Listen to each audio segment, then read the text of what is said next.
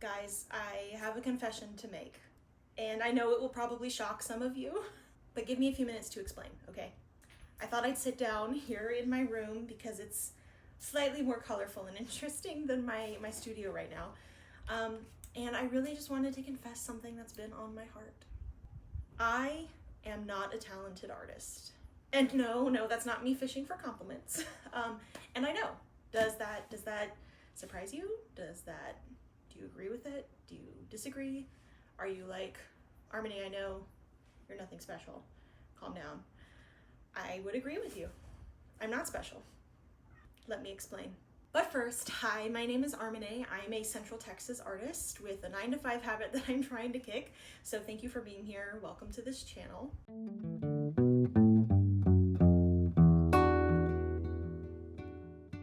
I thought I would just take a brief moment today to chit chat about something that I've seen online. And it's this discussion of talented artists. If you're an artist, odds are good that you've probably heard someone say something like, "You're so gifted, you are so talented, oh my gosh, you're so good at this." And as well-meaning and so kind as those people are in wanting to give us compliments, and as good as those compliments feel, I also think that they've got it wrong. We're not talented, we're skilled. And my goal today, over the course of this video, is to convince you that anyone could be an artist. I started doodling as a kid, on pieces of paper, at school, at home, and at some point my parents put me in art classes. And I don't remember exactly when. I think I've asked before, and I think it's 6, it might be 8, it's fuzzy for me. But basically, as long as I can remember, I've been taking art classes. I started taking art classes from someone named Michael Hammonds. I'll put pictures here. And then I started taking from another artist called Catherine Meets. I'll put her website as well, so you can check her out. Unfortunately, Michael Hammonds has passed away since, and so I will put some videos of his work because he was incredible. He was an incredible artist and incredible teacher. And at some point, I'll probably make a journey through art video and kind of go through my background a little bit more. But I thought it might shed some light to show my progression, to show some of my old work compared to my new work, and just kind of contribute to this conversation. Because fundamentally, I am so convinced that anyone can learn to be an artist. If I can do it, you can do it. Trust me.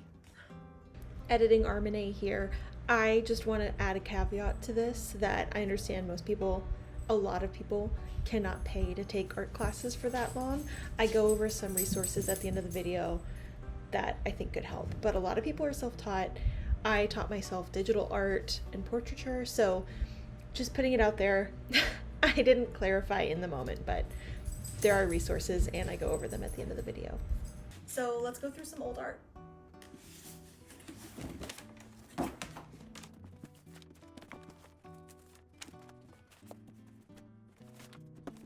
Okay, I found some art. I'm gonna try and sort them through some kind of distinguishable timeline. I'll be right back.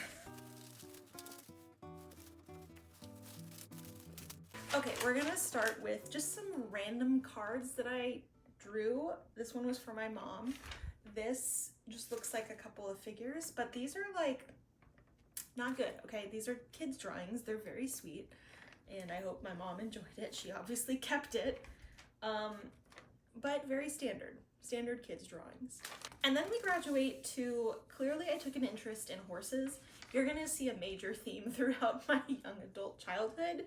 I loved horses. I was a horse girl. I had the Pony Club box subscription. I had the alarm clock and all the books, and I drew them constantly. So you're gonna see a lot of horses. And again, not good. Horrible proportions.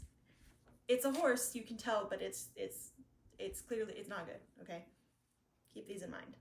And then we level up a little bit, okay? Not bad. Some color, we have some anatomy going on. I've learned a little bit about width and that horses have organs that need some space. They're not just sticks. Progress. Followed by more progress. Followed by this, it's a painting of, well, it's a picture of me holding a painting. We're getting a little meta. But this is my horse as a kid, a self-portrait with me and my horse, and I was very proud of this. It is still in my parents' home, but I think it's good to show that, like, clearly there was a subject I was interested in, And it took years of progress and learning in classes once a week, and we arrived here. And then I started getting very interested in like Neopets and animals. You're gonna see this. So this was my art teacher's version, and this was mine, side by side, as I kind of watched him do pen and watercolor. But I think that's a good, like, this is the beginning stage of my art. And now we move into the more intermediate stages. Oh my god. Oh my god, I forgot about some of these. Okay, so in my more intermediate years, which as far as I can tell, this is like probably middle school, early high school. This is, it might be like late elementary, early middle, I don't know. I'm like verging on tween, I think. So I decided to branch out and draw cats. This was actually a sculpture I made, and then I drew the sculpture. The sculpture was also not very good. But that's me, that's my attempt at cats. And then we have another horse. Okay, a little better. And now there's a person. There's a person on the horse and some shading. We're moving up. And then I decided I was ready for color, and I went full ham on the color. Okay, I think it's a horse's eye. Surprise, surprise. And then this one is another colorful horse. And then I entered my fandom era, and we'll see more of that. Trust, just you trust. But I was obsessed with Dirty Dancing. I watched it a lot as a middle schooler, early high schooler. I got the haircut. I got baby's haircut. It did not work with my hair texture. I'll try to see if I can find a picture. But I decided to draw Dirty Dancing in the style of Andy Warhol. And I think it says 09. I think that means 9th grade. I think this means freshman. This is from my school art show. And there it is, okay? But now we leave the realm of middle school, and we definitely enter high school with these. And I started to try some landscapes. Okay, so I think this one's mine. There's no name on it, but I think it's mine. And then I also, my art teacher was really obsessed with, like, not obsessed, but he thought it would be a good idea to start doing like charcoal and pastels on velvet board. But we're entering the stage of like understanding how normal colors work in the world. I also attempted a self-portrait here, and I tried writing and explaining who I was as a probably high schooler. This looks like my high school handwriting. Let me just read this to you. I am 100% Trekkie. I love oldie movies. I am a vegetarian. I am not the average teenager. I love my cat Charlie. True. Maybe too much. True. And then I just started repeating it. But that's who I thought I was as a early high schooler. Moving on, I also decided I really liked space. So we have some space here. And actually, I think this is a good point to interject some space that I have done this year to see the difference. It just is time, it's just practice. This is like the first really good example. It's different mediums, but like, I didn't know how to use watercolor. And this is acrylic paint with watercolor features. Okay, we've come a long way. It's just practice. Okay, and then I said that I was entering my fandom era, and I really loved NCIS as a high schooler to the point that I like dreamt about having a Dodge Charger. I'm so glad I didn't. That's such a Fed car. But I tried my hand at cartooning, and I drew, I don't know if this is actually a scene from the show or if I made it up, but this is Tony and Ziva and their boss in a car, the Dodge Charger. Yeah, that was me as a kid. I think this is also a good point to say that I started getting really interested in portraits, and I have sketchbooks full of portraits of the NCIS characters and the Star Trek characters and My Fair Lady and all of these things. So I think we will cut to me kind of flipping through that and talking through portraiture. These sketchbooks are a couple of my old sketchbooks. I was an awful sketcher. I was not consistent. But when I did go into these sketchbooks, I really loved it. So caveat there, they're not super full, but they constitute quite a few years of my life.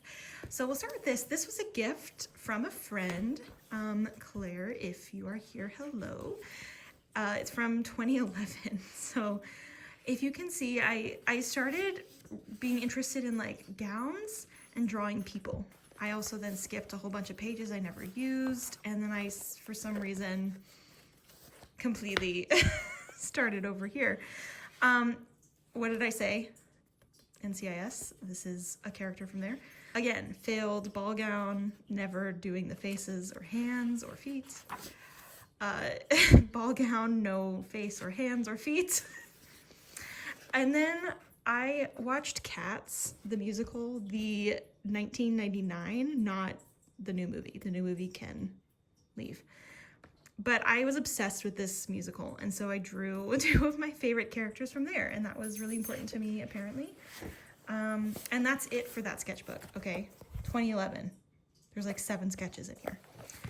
But I did use this one a little bit more. So this one, starting off strong, this is my fandom era and my Phantom era. I drew the mask. I had this mask.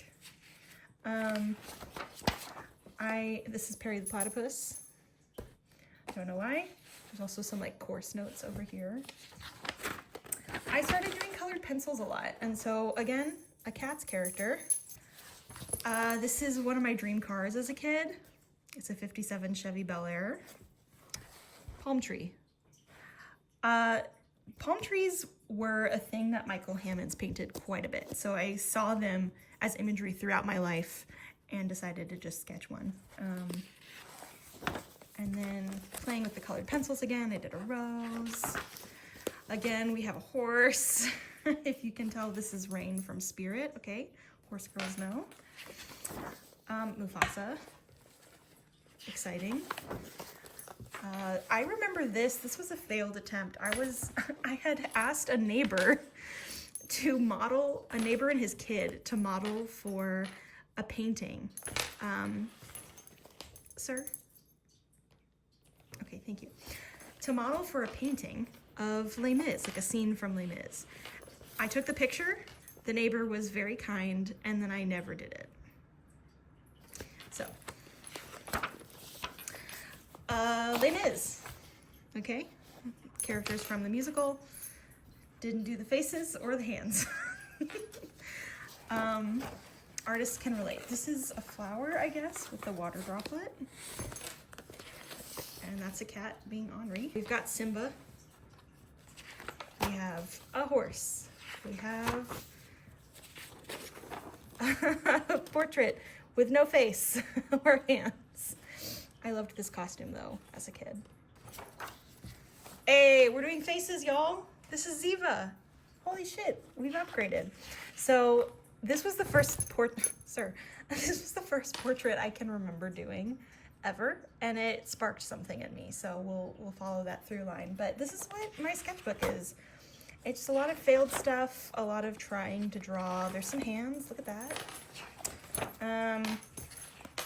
No idea what that is. I think it's probably some friends and I goofing around. We have some cats. We have more costume, so this is Downton Abbey. I really liked these folds. I remember as a kid, I liked drawing and sketching those. Some ballroom dancing, more folds, hair. An attempt at the Star Trek cast.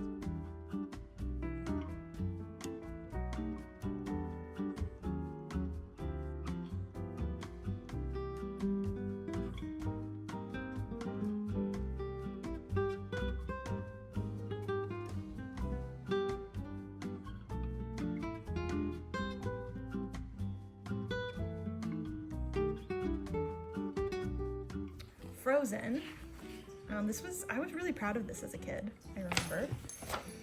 And then I think this started, this was the sketchbook I took with me to college, and so I think these are some exercises from there.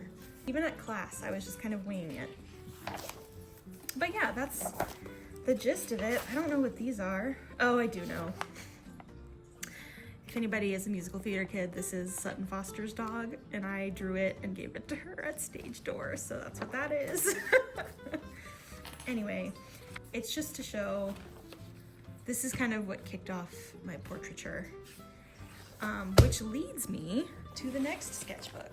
And for this, I wanted to see you because I'm very proud of this sketch still to this day, but it was the first one where I like really focused on my precision and my craft. There's this thing that Tim Packer says that like when you're creating art, there's kind of 3 modes to be in order to grow. You can be in practice mode where you're just getting better at skills you already have. You can be at product mode, which is like churning out stuff that you know you're good at, churning out products, right, to sell. Or, and there's another word. But basically the 3rd mode is like trying new things and trying to grow yourself as opposed to practicing skills you already have or creating something you know you can do. So this was a major growth moment for me, I think. And this, I believe, was 2020, during the pandemic. I picked up drawing again. And I drew Jamie and Claire from Outlander, surprise, surprise. And I'm very proud of the way that it turned out. His face is a little wonky. I remember this side of his face being really tricky, but I was very happy with this. And like hands and face and folds and all the things that I was playing with previously but had never really delved into, I suddenly had a lot of time in 2020, as we all did, and I picked it up. So that was the first major sketch back.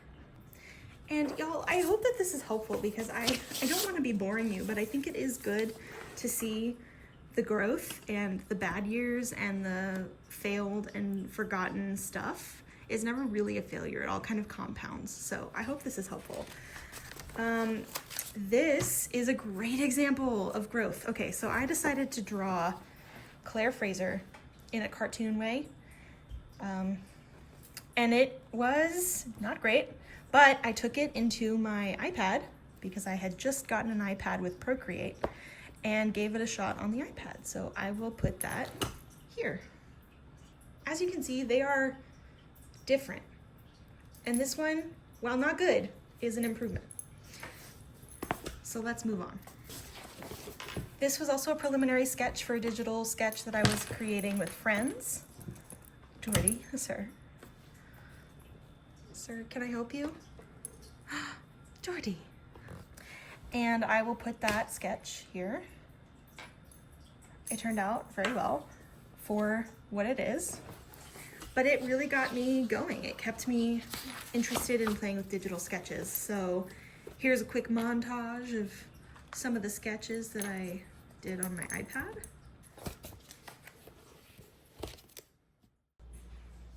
Okay, so you've already seen my progression through digital portraiture, and this was a very recent portrait that I did, I think last fall. Okay, 1, I love Arcane. Oh, but 2, come quite a ways, right? Like, there's definitely growth from 2020. So all of that to say, never give up on portraits. Faces were very hard for me for most of my artistic journey. And then one day I just really dug in and it kind of clicked after years away. There's no magic, it's just that it's been stewing in my brain and I gave it time to practice. So all of that hopefully is encouraging to you. As we wrap up on the rest of this conversation, I want to go through a couple of like new things that I've been doing. So most of the last few years have been digital portraits, commissions, but mostly digitally. So I've done a couple of canvases, but I've not really delved back into painting. And if you remember, the last time I was painting was as a kid. So I was nervous to go back to painting. And when I picked it up again, I kind of surprised myself. Let me show you some of the stuff that I started with. Okay, so this is my current sketchbook. And this is where I started when I wanted to get back into painting and a physical art practice. And this was the first thing I did. So I had bought some like Copic markers on sale and just kind of laid down colors and then drew what I saw.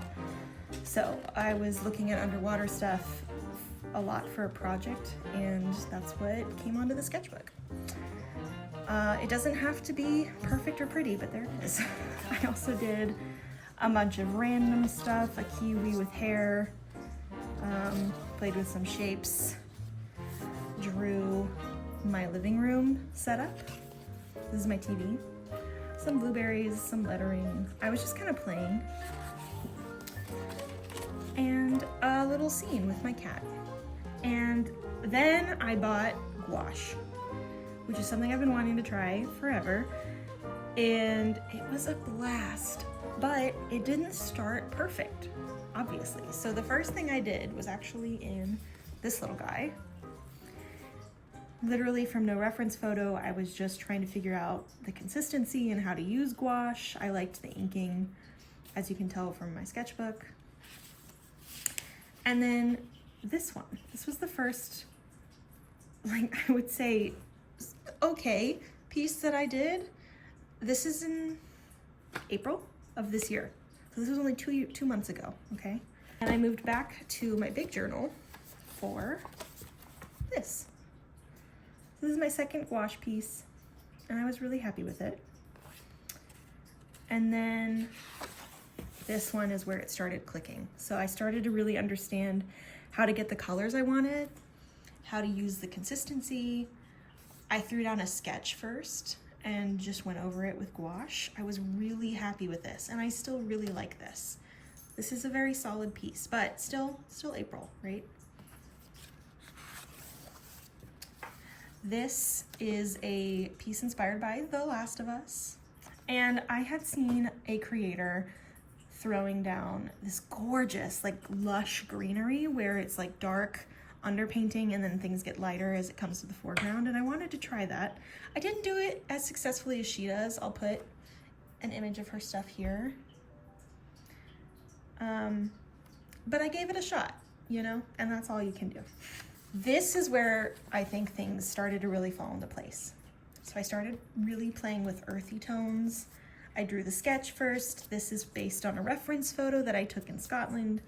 Like, all of the pieces were here, and I love how this turned out so much. I don't love the perspective on this. I got this wrong, but I love it. I think it's gorgeous, and I really enjoyed playing with earth tones. I'm very excited to take this with me on my trip. I want to do a bunch of sketching. I want to do a lot more of gouache in this sketchbook. More like this. Some more like architecture-y things, and just be able to grab scenes that I'm seeing on my trip. So that's what this sketchbook is hopefully going to be used for. I'd like to use it quite a bit. But putting this aside, let's move on. So this is all like a lot of practice stuff. Let's move on to my art that I've done. So getting back into art, I decided to do a study of, you guessed it, Van Gogh. I love him. He is one of my favorite artists, as many of us, I'm sure, can say. But this was really necessary to kind of figure out how to paint seriously, quote unquote, again. And as you can see, this, I believe, was in May. So I've only been painting again for a month at this point. And it's coming right back, and I'm improving. It's just about time. Like, there's no talent here, and I hope that that has been obvious. It's not because I am magically good with paint or genetically gifted with art. It's just practice. I also did a Monet. This is one of my favorite pieces. I love Monet as well, and it was a blast. This is a tree that turns orange outside my house, and I really liked orange, so I painted it. It's one of my favorites because I started using this like bright pink underpaint, and it just helps you kind of like get over the hill of painting without looking at a white blank canvas. I also did this little guy. I like him. He's cute. And then I did these little like flowers.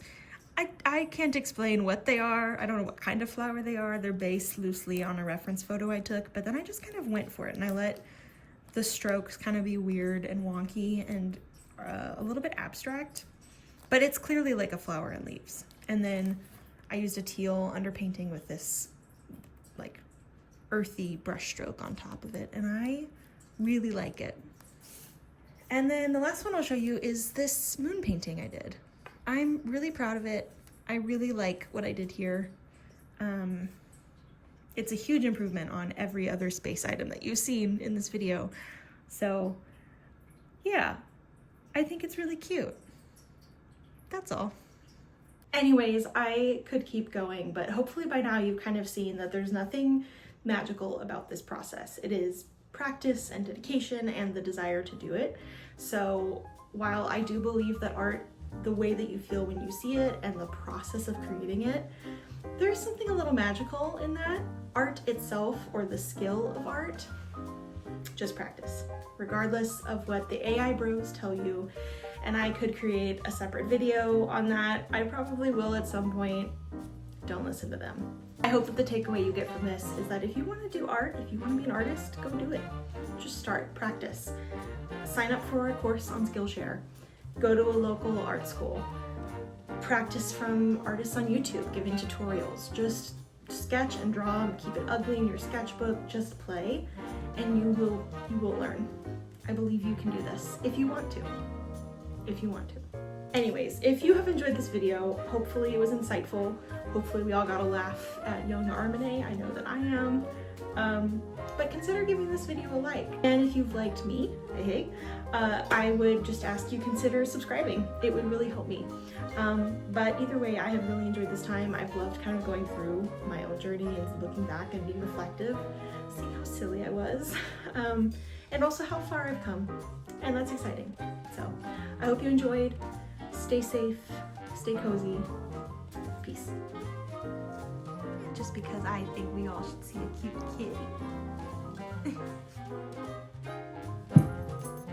You say hi? Say hi. Oh.